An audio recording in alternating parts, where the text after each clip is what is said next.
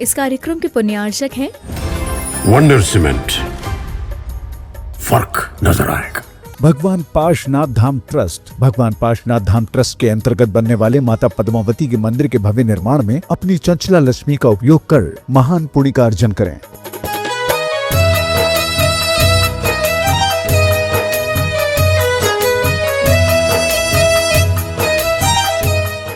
ओम नमः शुद्धेभ्यः।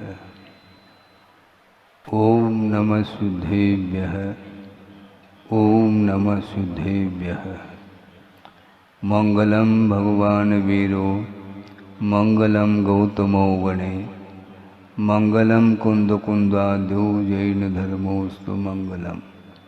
सर्वमंगल मांगल्यम सर्वकल्याणकारकम प्रधानम सर्वधर्माणां जैनम जयतु शासनम।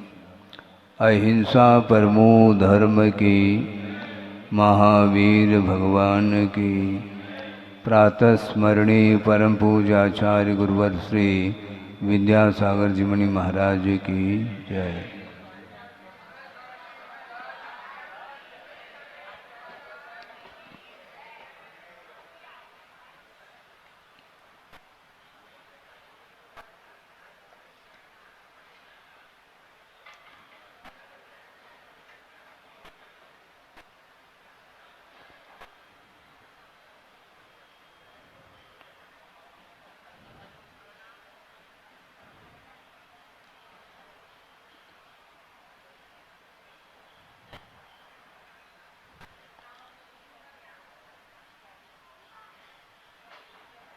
आश्रव को रोकने के लिए बहुत सारे साधन हैं।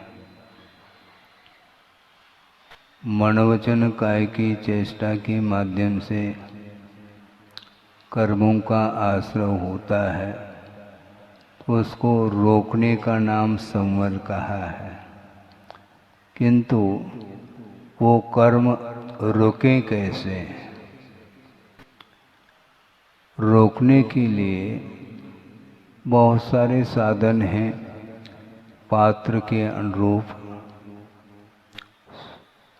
अनुप्रेक्षाओं के माध्यम से भी कर्म को रोका जा सकता है। बार बार चिंतन करने का नाम अनुप्रेक्षा है। पुनः पुनः चिंतन उसी को किया जाता है। आप बहुत जल्दी विकल्प में आ सकते हैं, ऊब सकते हैं, तो ऊबने से काम नहीं चलने वाला। तत्व को बार बार दोहराया जाता है। स्वरूप समझने के बाद भी उसी को रिपीट किया जाता है। मरना सबको एक दिन, अपनी अपनी बार। इसके बाद भी ट्रीटमेंट के लिए वह खड़ा हुआ है। अब क्या कहें महाराज, हैं? अपनी अपनी बार भी कह रहा है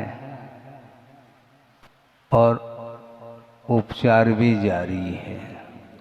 उपचार का निषेध नहीं, किंतु मणि मंत्र तंत्र बहु होई मरते न बचावे कोई, ये चढ़ाला में पंक्ति पढ़ते हैं। मरण से कोई भी बचा नहीं सकता।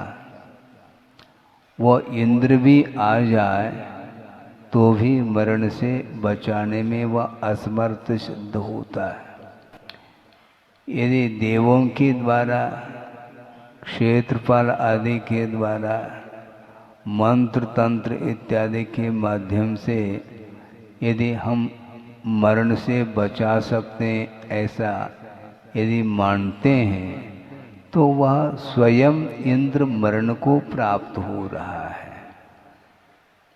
अपने आप के मरण से वह स्वयं बचा नहीं पा रहा है, फिर वह दूसरे को कैसे मरण से बचा सकता है? अपनी अपनी बात कहा है। आयु क्षयेन मरणम, आयु का जब क्षय हो जाता है तो निश्चित रूप से मरण अनिवार्य है। जब ये सिद्धांत है, बल्कि यह यथार्थ सत्य है, इसमें कोई भी अयथार्थता नहीं, यही भूतार्थ माना जाता है। भूतार्थ की चर्चा तो करते हैं कि सत्य क्या है। सत्य तो जो अविनश्वर है वह सत्य है, और जो पर्यायें हैं वे मिटती चली जाती हैं, यह भी यथार्थ सत्य है। मोह के कुछ चिन्ह हैं, आपने अध्ययन किया हो, कितने प्रकार के मोह के चिन्ह होते हैं, पढ़ा है आपने?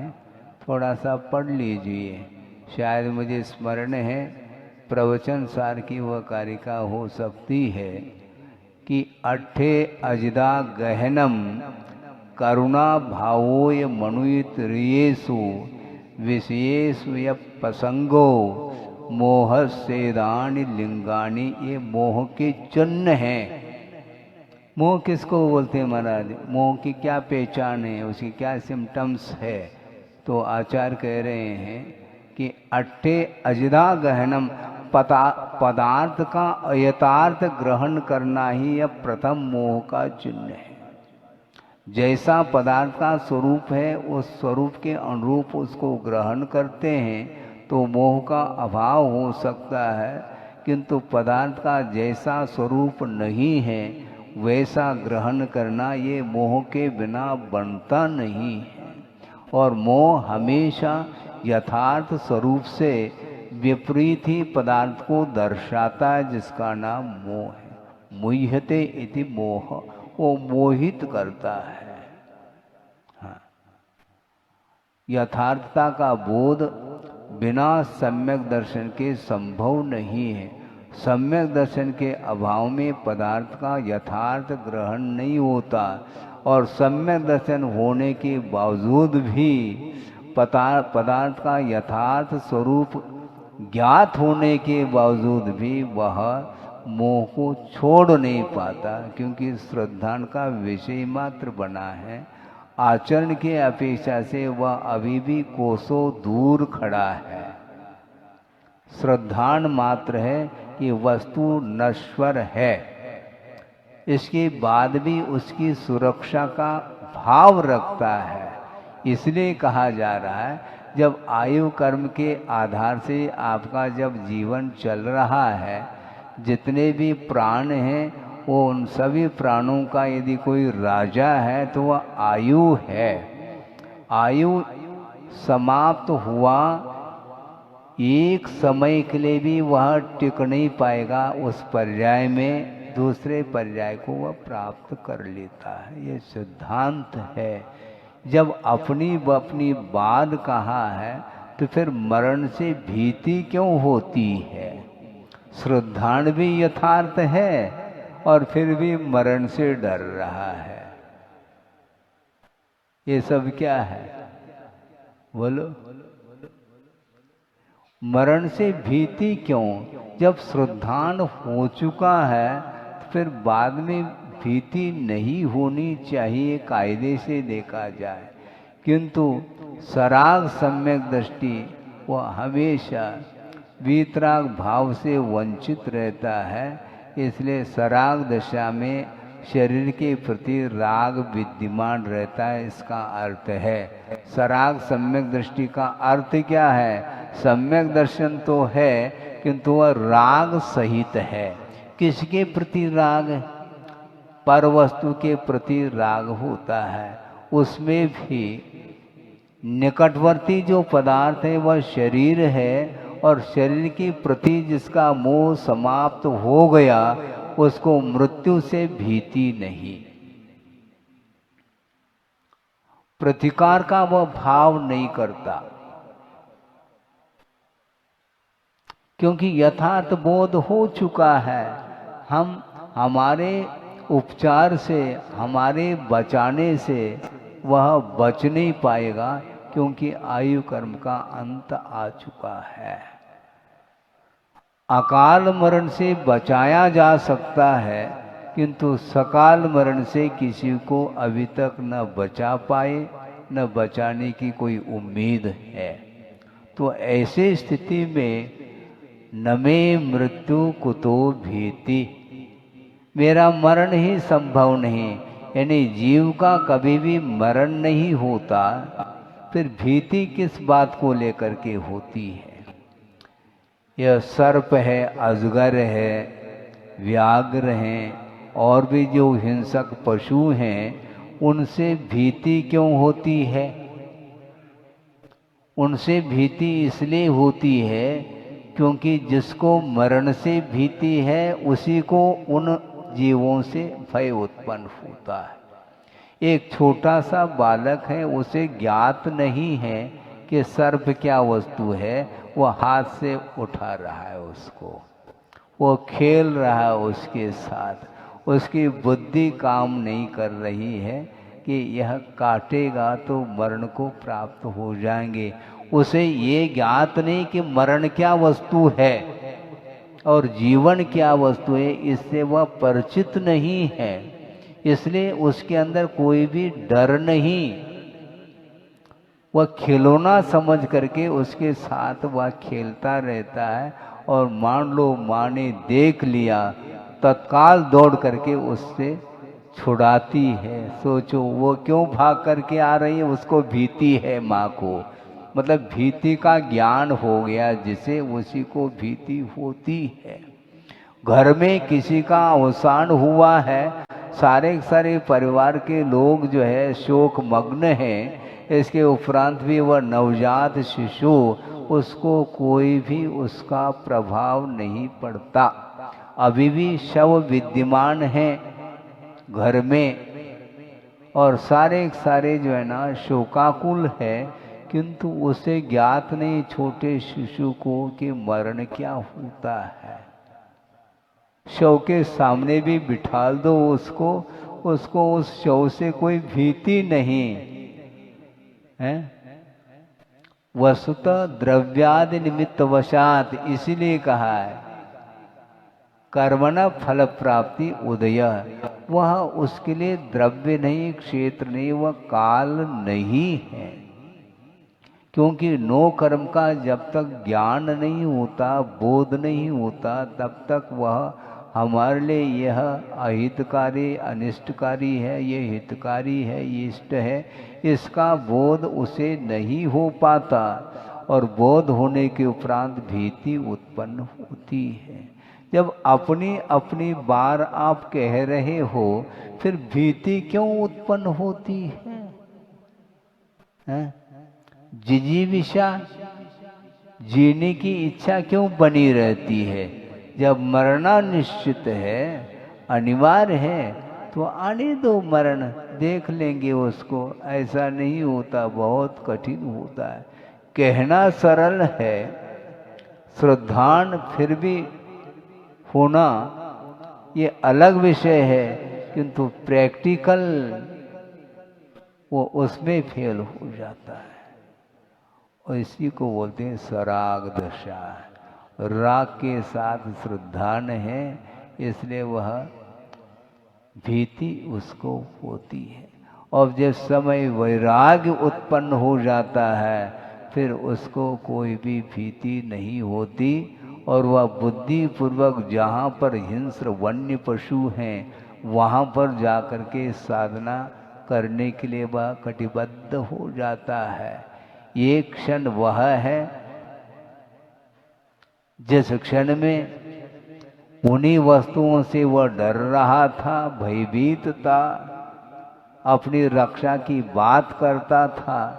अब अपनी रक्षा की बात नहीं, आत्मा की रक्षा करो। और आत्मा की रक्षा कैसे करेंगे? राग द्वेष मोह से आत्मा की रक्षा करोगे तो आपको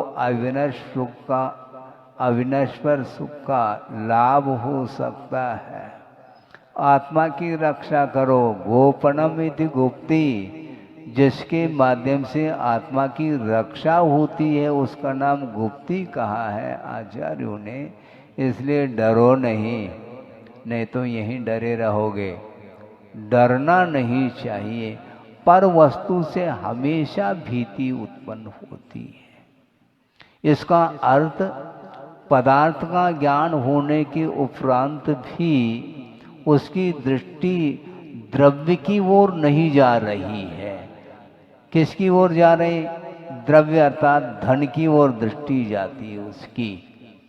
द्रव्य अर्थात वस्तु का स्वरूप है और द्रव्य का अर्थ धन भी होता है। धन के माध्यम से अपनी जीवन की रक्षा करना चाहता है, जबकि धर्म के माध्यम से आत्मा की रक्षा होती है। किंतु यह बात समझ में नहीं आती है, बहुत कठिन है। लेकिन कठिन हो कर के भी निरंतर हम प्रयासरत रहेंगे तो निश्चित रूप से यथार्थ पदार्थ का बोध हो सकता है। इसलिए अट्टे अजदा गहनम, पदार्थ का अयथार्थ ग्रहण करना यह मोह का चिन्ह है। भूतार्थ अब बोल देते हैं, लेकिन मोह के कारण वह भूतार्थ अर्थात सत्यार्थ वह साइड में रह जाता है और पुनः वह व्यवहार में उलझता चला जाता है। अच्छे अच्छे साधक भी इसमें फेल हो सकते हैं, और फेल होने में आश्चर्य नहीं, पास होने में आश्चर्य है। उत्तुंग पर्वत है और पर्वत के ऊपर तूफान चल रहा है, आंधी जिसको बोलते हैं, और उस तूफान में उस उत्तुंग शिखर पर्वत के शिखर पर यदि किसी ने दीपक जला दी और वह दीपक बुझ जाए, इसमें आश्चर्य नहीं, किंतु फिर भी यदि दीपक जल रहा है तो इसमें आश्चर्य है। उसी प्रकार इस पंचम विषम काल में कोई फेल हो रहा है, इसमें आश्चर्य नहीं। फेल होने वालों की संख्या तो ज्यादा रहेगी, अल्प बहुत फेल होने की संख्या ज्यादा, और पास होने वाले तो बिल्कुल एकांत कोई पास हो पाता है। ये स्थिति है। मोह रूपी आंधी चल रही है और सम्यक दर्शन रूपी दीपक को सुरक्षित रखना है। और सम्यक दर्शन रूपी दीपक एक बार बुझ जाए तो पुनः सम्यक दर्शन को हम प्राप्त कर लें, खेल नहीं है, बहुत दुर्लभतम वस्तु है।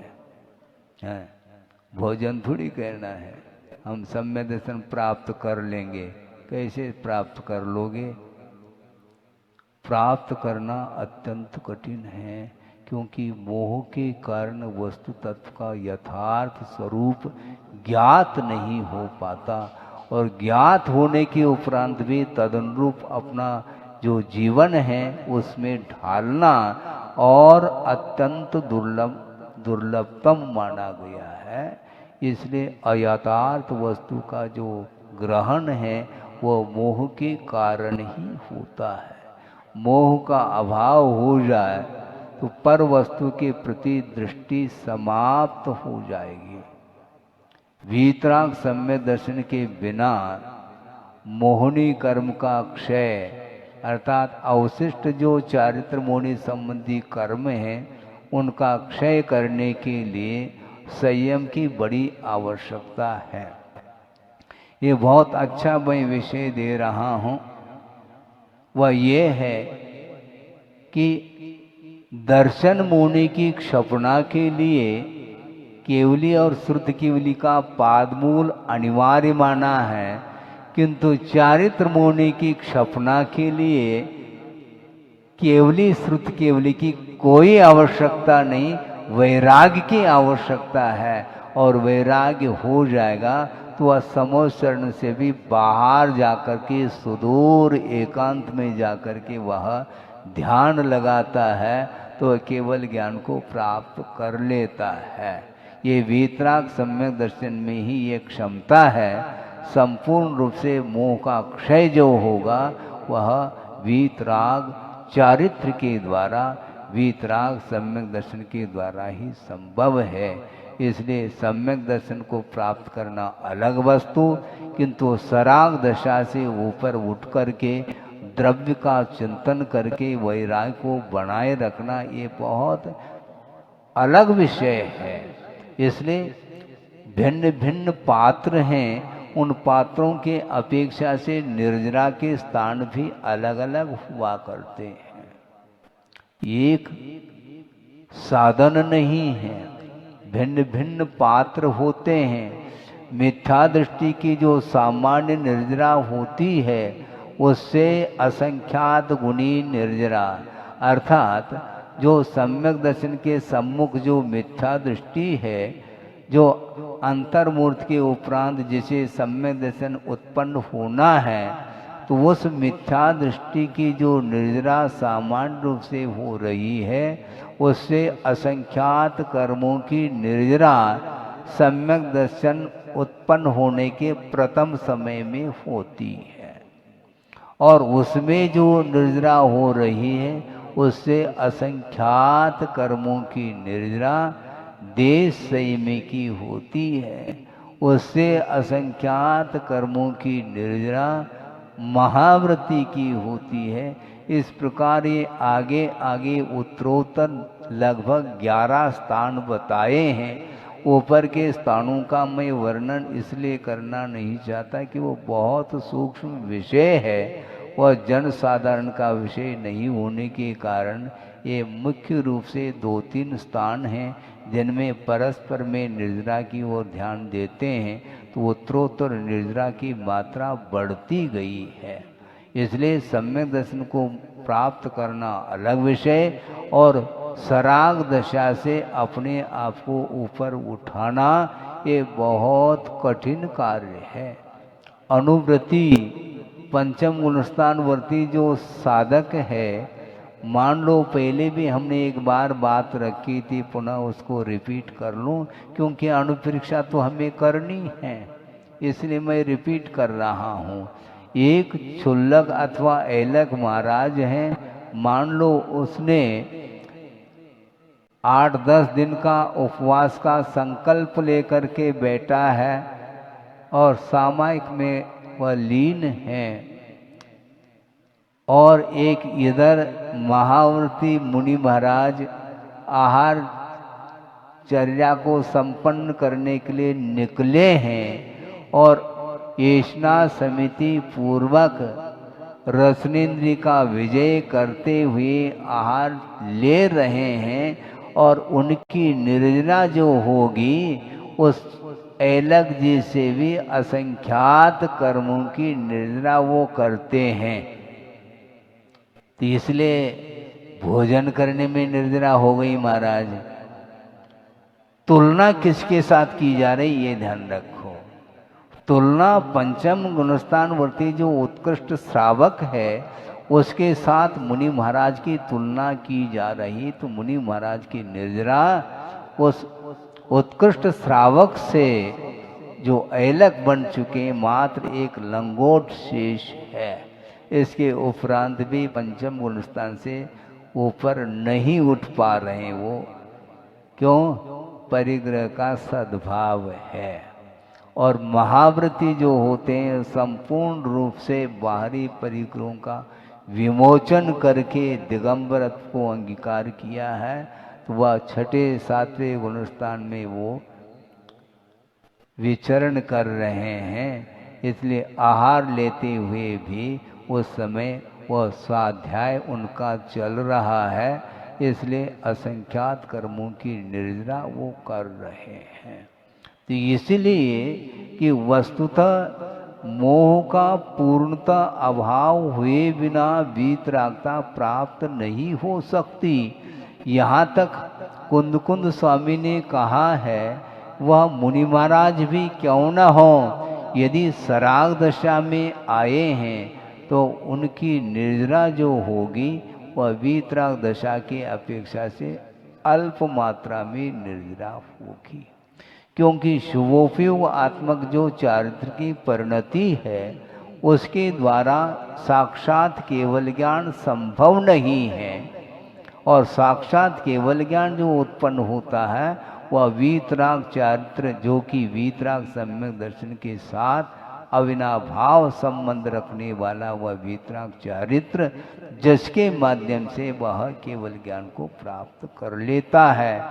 समो शरण में प्रभु विराजमान हैं और उनके चरणों में गणधर परमेष्टि विराजमान हैं, और वो भगवान की स्तुति, भगवान की वंदना कर रहे हैं, और भगवान के द्वारा जो दिव्य ध्वनि खिरी गई है उसका आलम्बन लेकर के उपदेश देने में तत्पर हैं। इसके उपरांत भी गणधर परमेष्टि ही कह रहे हैं कि उपदेश देते समय, वंदना करते समय, स्तुति आदि जो शुभोपयोगात्मक जो प्रवृत्ति है, चारित्र की प्रवृत्ति, उसके साथ केवल ज्ञान संभव नहीं है। और उनको भी वीतरागता का अनुभव नहीं हो पा रहा है सराग दशा में। और आजकल इस प्रकार की भी चर्चा करने वाले स्वाध्यायशील बंधु हैं जो चतुर्थ गुण स्थान में ही उनको वीतरागता का अनुभव होने लगा है। ये सब क्या है? ये आगम विपरीत चर्चा ठीक नहीं है। आम व्यक्ति की धारणा क्या होगी, इसलिए हमारा सबके लिए यही कहना है कि आप स्वाध्याय करें, किंतु जो मूल आगम है, आचार परंपरा से आया हुआ जो आगम है, उस आगम को लेकर के तत्व चर्चा करो। यदि मान लो ज्ञान नहीं हो रहा है और जिसको आगम का अच्छे ढंग से ज्ञान हो चुका है, उनसे आप ज्ञान प्राप्त कर लो तो ज़्यादा बेटर है। अन्यथा अपने मन के अनुरूप ही अर्थ लगाता चला जा रहा है। वह ये कहना चाहते हैं कि महाराज आप वीतरागी हैं तो हम भी कछु कछु, हम भी वीतरागी हैं। क्यों? क्योंकि अनंतानुबंधी जो कषाय है, सम्यक दर्शन का घात करने वाली वह कषाय है, उसका अनुदय हमें भी हो चुका है। तो कषाय के अभाव में वीतरागता आती है, तो अनंतानंदी का हमने अभाव कर लिया है, इसलिए हम भी वीतरागता के अधिकारी हो गए। ये सब गलत है, क्योंकि पूर्णतः कषाय का अभाव जब तक नहीं होगा तब तक वह सराग दशा बनी रहती है। संपूर्ण कषाय का अभाव हुए बिना, अब सोचो, वीतराग छदमस्त किसको बोला है? चौथे गुणस्थान वाली वर्ती को बोला है क्या? उमा स्वामी महाराज ने तत्पर सूत्र तो पढ़ लो थोड़ा। महाराज हम तो पर्व के दिनों में पढ़त है, तो पर्व के दिनों में पढ़ लो। फिर पढ़ना नहीं, केवल अर्थ सहित पढ़ने का प्रयास करिए। उमा स्वामी महाराज ने 11वें और 12वें गुणस्थान वर्ती जो साधक हैं, जिनको निर्ग्रंथ संज्ञा है, वो वीतराग छदमस्त माने जाते हैं। क्योंकि छदमस्त इसलिए लगाया है, अभी भी घातिया कर्मों का पूर्णतः क्षय नहीं किया है उन्होंने, इसलिए उनको सर्वज्ञ की संज्ञा नहीं दी गई है। इसलिए वीतराग सर्वज्ञ अलग है और वीतराग छदमस्त 11वें 12वें गुणस्थान वर्ती, जहाँ पर यथा क्या चारित्र का संवेदन कर रहे हैं, उनको वीतरागी कहा है। और आप खड़े हो गए चतुर्थ गुणस्थान वर्ती वीतराग सम्यक दर्शन स्वीकार कर रहे हैं। ये सब कुछ आगम से विरुद्ध चर्चाएं हैं। इनके माध्यम से सम्यक दर्शन कभी भी उत्पन्न होने वाला नहीं। इस प्रकार विपरीत यदि आगम का अर्थ लगाओगे तो फिर वह आगम न रह करके आगमाभास के कोटि में आ जाएगा, ये ध्यान रखो। कुंद कुंद स्वामी ने क्या कहा? कुंद कुंद स्वामी ने गाथा नहीं लिखी, उन्होंने ग्रंथ लिखा है। किसी एक गाथा को आप हाईलाइट करके बिना टीका का आलम्बन लिए यदि अर्थ लगाओगे तो तो मन गणंत ही अर्थ निकलेगा। भले तुम गणंत का त्याग कर लो, इससे कुछ नहीं होने वाला है। मन गणंत अर्थ नहीं निकालना, उसके माध्यम से मार्ग दूषित होता चला जाता है। मार्ग को सुरक्षित रखिए। आप यदि चारित्र के क्षेत्र में आगे बढ़ पाओ तो ठीक, नहीं बढ़ पाओ तो हमें कोई भी विकल्प नहीं है, किंतु मोक्ष मार्ग का यथार्थ स्वरूप का विश्लेषण होना चाहिए। नहीं है तो एक बार मार्ग दूषित होगा तो कईयों का अहित हो जाएगा और उसका श्रेय तुम्हें जाएगा। इसलिए जो स्वाध्याय करते हैं और कराते हैं उन्हें ध्यान में रखना चाहिए कि कुंद कुंद देव क्या कहना चाहते हैं। सम्यक दर्शन का जहाँ कहीं भी अध्यात्म ग्रंथों में वर्णन आता है, वहाँ पर वीतराग सम्यक दर्शन को लेकर के वो वर्णन करते हैं। और वीतरागता कहाँ से प्रारंभ होती है, वह सारा डिटेल वर्णन आपको समयसार अथवा प्रवचनसार ग्रंथ की टीका में आपको अवलोकन करने के लिए मिलेगा। इसलिए आपको ये चाहिए कि आप अर्थ लगाइए, किंतु मन के अनुरूप नहीं, किंतु आगम के माध्यम से आपको अर्थ निकालना चाहिए। तो मैं ये कह रहा था कि पदार्थ का अयथार्थ ग्रहण करना ये मोह का बहुत बड़ा चिन्ह माना जाता है। और दूसरा क्या है, करुणा का अभाव। करुणा का भाव नहीं, वहाँ पर संधि हो गई है। करुणा भावो यानी करुणाया अभाव, करुणा भाव। करुणा का जो अभाव है वो मोह का चिन्ह है। और कई लोग अर्थ लगाते हैं करुणा का भाव मोह का चिन्ह, ये भी विपरीत अर्थ हो गया। समस्या ये खड़ी हो रही हमारे सामने। कम से कम संस्कृत का ज्ञान भी रखना चाहिए। वहाँ पर समासांत पद है, करुणा यहाँ अभाव करुणा भाव, तो वहाँ संधि हो गई, करुणा अभाव ऐसा अर्थ निकलेगा, ये ध्यान रखो। तो करुणा का जो अभाव है वह मोह का चिन्ह है, करुणा करना मोह का चिन्ह नहीं। बड़ी समस्या खड़ी हो रही है।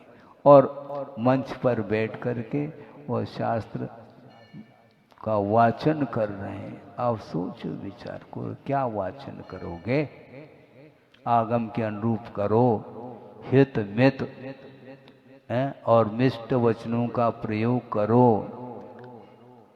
अण्वीच भाषणम च पंच, आगम के अनुरूप अर्थ लगाने का पुरुषार्थ करना चाहिए। यदि आपको अर्थ समझ में नहीं आ रहा है तो कोई बाधा नहीं, जिसको समझ में आता है गुरु होते हैं, उनके पास जाकर के आप जिज्ञासा रखिए। जिज्ञासा का स्वरूप ही वर्तमान में बदल गया है। हमें बहुत पीड़ा होती है ये सब सुनते हुए। आज व्हाट्सएप का जमाना आ गया है और जिज्ञासा का समाधान होता है। आगम पढ़ा नहीं और जिज्ञासा रखते चले जाते हैं, और उसका समाधान यदि आगम के आधार से नहीं देंगे तो निश्चित रूप से समाज का अकल्याण हो जाएगा। ये नहीं होना चाहिए। जो गोपनीय विषय है उसको भी व्हाट्सएप के माध्यम से उसका प्रचार किया जा रहा है, ये बिल्कुल आगम विरुद्ध प्रचार माना जाता है। ये धर्म का प्रचार नहीं है। इसको तत्काल रोकना चाहिए, और रोकने के लिए हम आपके लिए आह्वान कर रहे हैं। आपका कर्तव्य होता है, नहीं तो धर्म समाप्त हो जाएगा। जीते जी धर्म को समाप्त नहीं किया जा सकता। बड़े बड़े आचार्यों ने गुफाओं में रह करके आत्म साधना करते हुए आगम की रचना की है, और उसका दुरुपयोग करने के लिए जो खड़ा है उससे बढ़कर के और कोई भी अप्रभावना नहीं हो सकती। गुरुदेव का भी यही कहना था। आचार्य ज्ञान सागर जी महाराज ने कहा था और गुरुदेव ने ये सुनाया था कि तुम प्रभावना नहीं कर सको तो कोई बाधा नहीं, किंतु तुम्हारे निमित्त से अप्रभावना नहीं होनी चाहिए। यही प्रभावना है। इसमें जोश के साथ कहा जा सकता है, क्योंकि आगम की रक्षा अथवा मार्ग की रक्षा नहीं हो सकती है, और ये आज बहुत आवश्यक है। जगह जगह मीडिया के माध्यम से जो गोपनीय जो विषय है उसको सड़क पर लाया जा रहा है और आप आंख मेज करके बैठे हैं, ये ठीक नहीं। आपका परम कर्तव्य है, दायित्व है आपका। मात्र श्रवण कह सकता है, उसकी एक कहने की सीमा हो सकती है, एक मर्यादा है, किंतु आप सब कुछ अपने योग्यता के अनुरूप जो अप्रभावना हो रही है उसको रोकने के लिए आपको कटिबद्ध होना चाहिए। इस प्रकार गुरुदेव की आज्ञा है, ये ध्यान रखो। गुरुदेव आज्ञा दे करके गए हैं, उपदेश भी दे करके गए हैं। उन्होंने जो जो संकेत दिए हैं उनका अनुपालन हमें अक्षरशः करना है। कोई करता है तो ठीक, नहीं करता है तो हम उसके जिम्मेदार नहीं, लेकिन आप लोग जिम्मेदार हैं। मैं कहाँ तक कह सकता हूँ, कहने की सीमा होती, हमें विवाद नहीं करना, किंतु सच्चे देवगुरु शास्त्र इसको सुरक्षित रखना चाहिए। मार्ग सुरक्षित रहता है, मार्ग का अच्छे ढंग से आप अध्ययन करिए। करुणा का जो अभाव है मोह का चिन्ह माना जाता है, और उपदेश में ये दिया जा रहा है कि करुणा का अभाव मोह का चिन्ह, ये गलत बात है। ऐसा संभव नहीं, क्योंकि प्रशम, सम्यक, अनुकंपा ये सारे सम्यक दर्शन के अंग हैं, और अनुकंपा का अभाव हो जाएगा तो ऐसी स्थिति में दया धर्म का ही अभाव हो जाएगा। इसलिए अहिंसा धर्म की आराधना करने वाले आप लोग सभी हैं। अहिंसा यह विश्व धर्म है, इसकी रक्षा करने के लिए आगम के अनुरूप ही हमें यथा योग शक्ति के अनुरूप आचरण भी करना है, और सही सही ज्ञान हमें आगम के माध्यम से और गुरुओं के उपदेश के माध्यम से ही मिल सकता है। और एक और मोह का चिन्ह वह यह है, विषयेषु प्रसंगः, विषयों में अति प्रसंग जिसको बोलते हैं वह मोह का चिन्ह माना जाता है। विषयों के प्रति जो आसक्ति का भाव है वह भी एक मोह का चिन्ह। इसके माध्यम से वह संसारी प्राणी अधोगति का पात्र बनता है। इसलिए विषयों के प्रति रुझान कम होना चाहिए। हाँ, आसक्ति को कम करिए।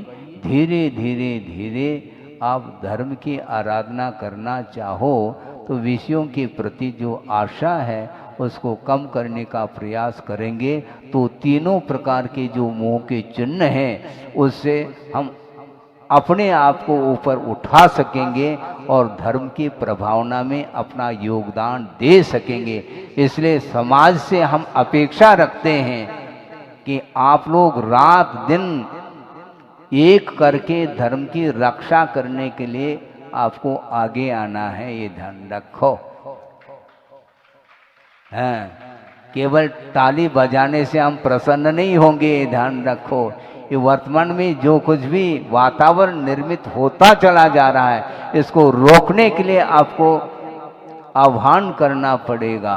ये गुरुदेव कह करके गए हैं, 2 साल हुए नहीं और वर्तमान में न जाने क्या हो गया संसार को कि वह अपनी मर्यादा को लांघ करके वह इस प्रकार विपरीत प्रचार प्रसार आदि करने में लगा हुआ है।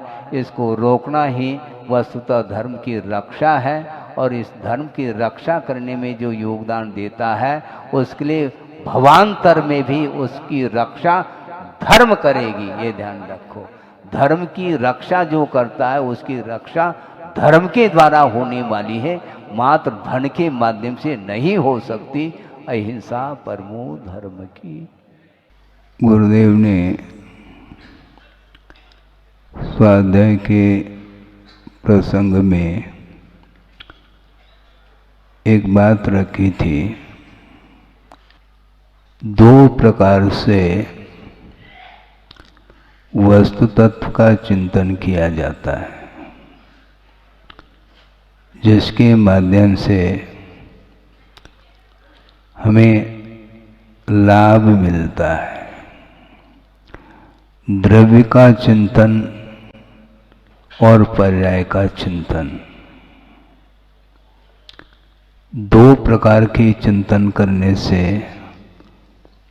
हमें लाभ क्या मिलता है उन्होंने स्पष्ट किया है आगम के आधार से कि वस्तु तत्व के स्वरूप की ओर जब दृष्टि जाती है, द्रव्य की ओर जब दृष्टि जाती है तो भीति समाप्त होती है। आप सुन रहे हैं? द्रव्य का चिंतन करने से भीति इसलिए समाप्त होती है, द्रव्य अविनश्वर है, वो कभी भी नाश को प्राप्त नहीं हो सकता। जब वस्तु अविनश्वर है, किसी भी निमित्त को लेकर के उसका विनाश जब संभव नहीं है तो भय किस बात को लेकर के उत्पन्न होगा। न मे मृत्यु कुतो भीति, न मे व्याधि कुतो व्यथा, नाहम बालो न वृद्धोहम न युवैतानि पुद्गले, ऐसा पूज्यपाद स्वामी ने स्पष्ट किया है। न मे मृत्यु, मेरी मृत्यु संभव नहीं, मेरा मरण संभव नहीं है, मेरा विनाश संभव नहीं, तो कुतो भीति, किस बात को लेकर के भयभीत हो। संसारी प्राणी कदम कदम पर भयभीत होता है,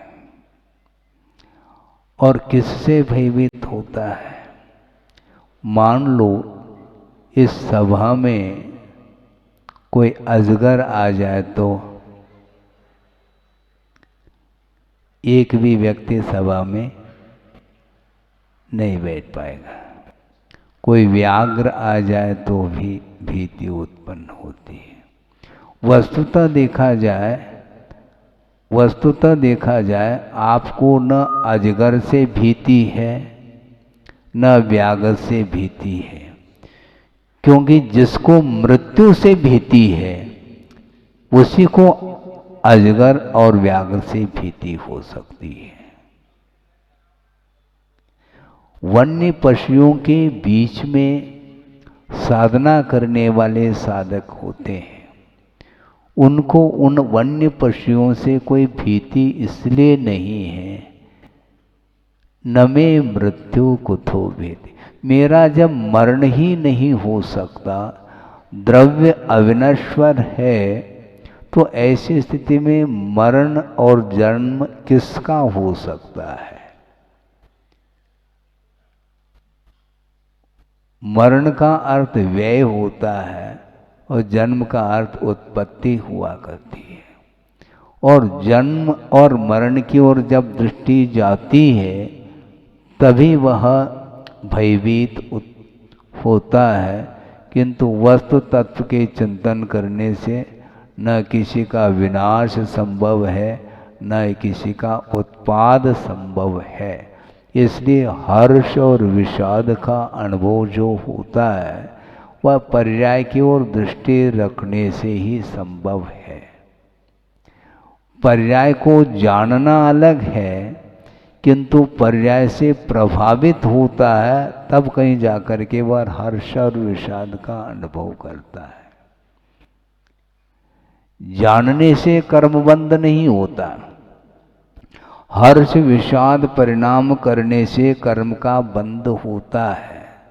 और हर्ष और विषाद से ऊपर उठ करके तटस्थ भाव के साथ यदि वस्तु तत्व का चिंतन करता है तो उसके लिए किसी भी प्रकार से न भीति उत्पन्न होगी न कोई हर्ष का अनुभव होगा।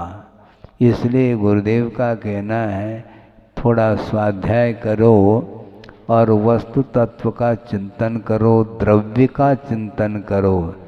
द्रव्य के दो अर्थ होते हैं, द्रव्य का अर्थ पदार्थ होता है और द्रव्य का अर्थ धन होता है। और धन कमाने में लगा है संसार, है क्या नहीं? द्रव्य का संग्रह करते हैं आप लोग, और मुनि महाराज द्रव्य संग्रह का चिंतन करते हैं। द्रव्य संग्रह एक शास्त्र का नाम है द्रव्य संग्रह। वो स्वाध्याय करते हैं, द्रव्य के बारे में चिंतन उनका निरंतर चलता रहता है। अनुप्रेक्षा के माध्यम से वह निरंतर उपयोग को उस द्रव्य में लगाए रखते हैं, किंतु द्रव्य का अर्थ जो धन है उस ओर उनकी दृष्टि नहीं जाती, क्योंकि धन के सद्भाव में धर्म संभव नहीं है। अर्थ और परमार्थ दो शब्द है। अर्थ का संग्रह करता है संसारी प्राणी, इसलिए वह परमार्थ से दूर होता चला जाता है। तो महाराज आपके लिए धन आवश्यक नहीं है, आपके लिए अर्थ की कोई आवश्यकता नहीं, किंतु हम तो गृहस्थ ठहरे हैं। हमारे लिए अर्थ के बिना हमारा जीवन यापन कैसा संभव हो सकता है, इसलिए अर्थ हमारे लिए आवश्यक है महाराज। ठीक है, आवश्यक है तो जितना आवश्यक है उसका संग्रह कर लो। मान लो थोड़ा बहुत ज़्यादा संग्रहित हुआ है तो बड़े बाबा के चरणों में चढ़ा दो, इसमें क्या दिक्कत है? पार्श्वनाथ भगवान के चरणों में चढ़ा दो, वो लेंगे नहीं, किंतु उसका सदुपयोग हो जाएगा।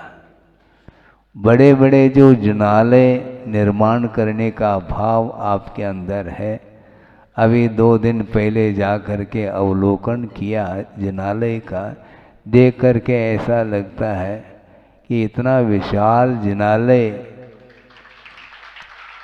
और वो अभी कंप्लीट नहीं है, उसको पूर्ण करना है। और जहाँ तक मेरे ख्याल से अभी तक जो निर्माण करने में व्यय हुआ है, लगभग उतना और हो सकता है उसमें धन का व्यय।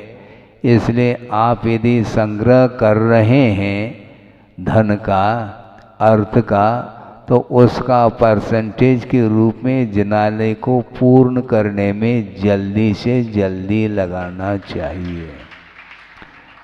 लोग आकर के मेरे सामने निवेदन करते हैं, महाराज आप कुछ मंच से कहो। मंच से मैं क्या कहूँ? आप उपस्थित हैं और आप लोगों का कर्तव्य है, और मेरा कर्तव्य तो एक प्रकार से उपदेश देना ही कर्तव्य होता है। बाकी जो कुछ भी शेष कार्य है वह आप लोगों के अधीन है। इसलिए मैं कई बार ये कहता हूँ, जबलपुर में भी कहा था, वहाँ पर भी बहुत विशाल जिनालय का निर्माण गुरुदेव के आशीर्वाद एवं उनकी प्रेरणा से निर्माण हो रहा है। और वहाँ पर भी हमने मंच से यही बात कही थी कि जितना जितनी जल्दी अति शीघ्र यदि निर्माण करेंगे तो मेरे लिए दर्शन करने का अवसर जल्दी मिलेगा।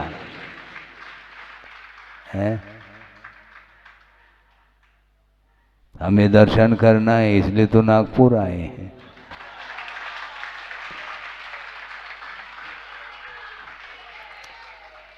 और आप लोग विलंब करेंगे तो हमें दर्शन करने में फिर विलंब हो जाएगा। देखो, इसलिए आप लोगों को ये चाहिए, आपके पास जो कुछ भी अर्थ है उसको परमार्थ के क्षेत्र में उसका उपयोग कर लें, जिसके माध्यम से भव भवांतर तक वह पुण्य आपके साथ जाने वाला है।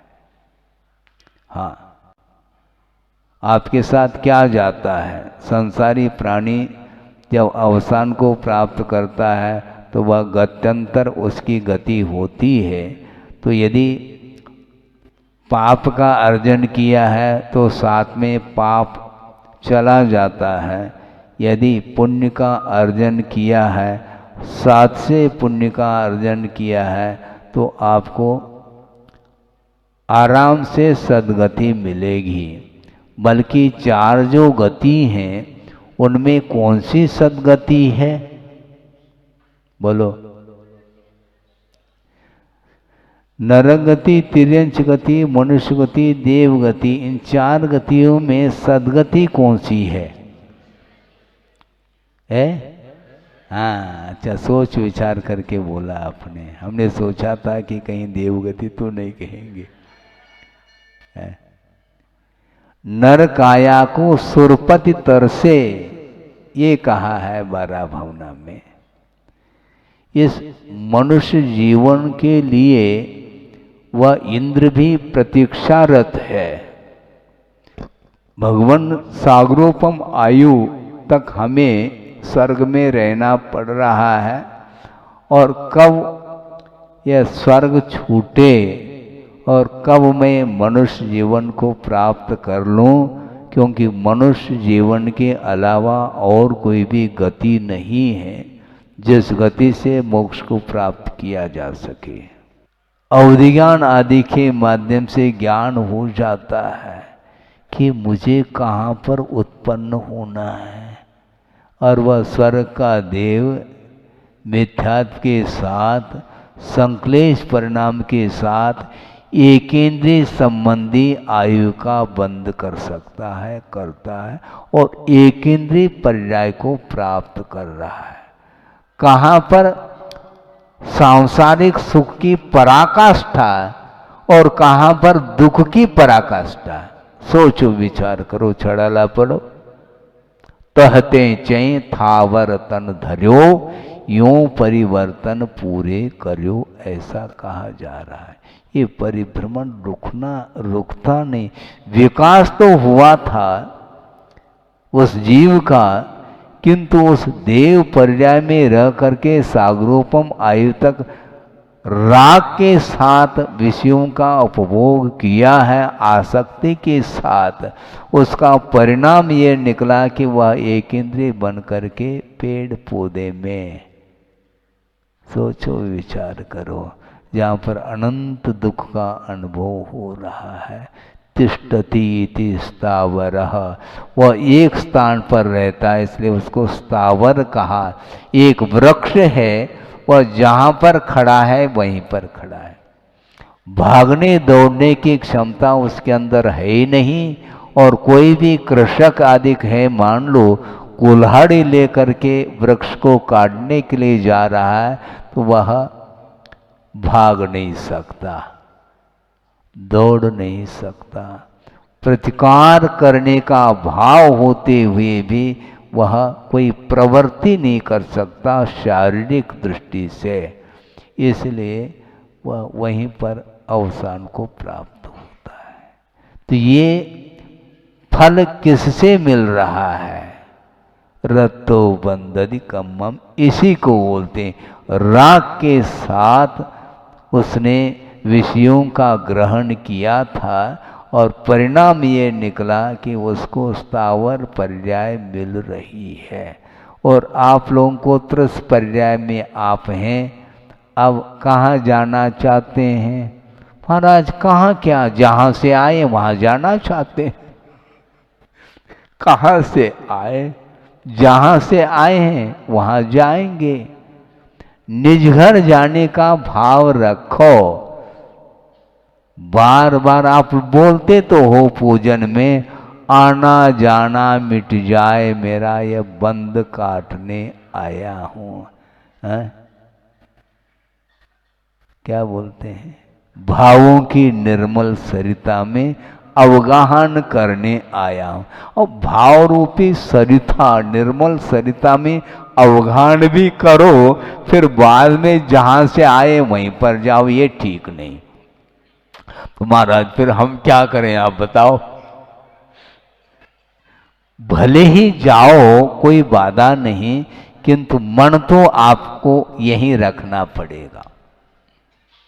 हाँ, मन से नहीं जाओ, जाना पड़ रहा है क्योंकि आपके पास और कोई भी उपाय नहीं, परिवार है आपके पीछे, इसलिए कर्तव्य की दृष्टि से आप लोगों को सब काम करना पड़ता है, इसमें बाधा नहीं, किंतु धर्म को भूलना नहीं चाहिए।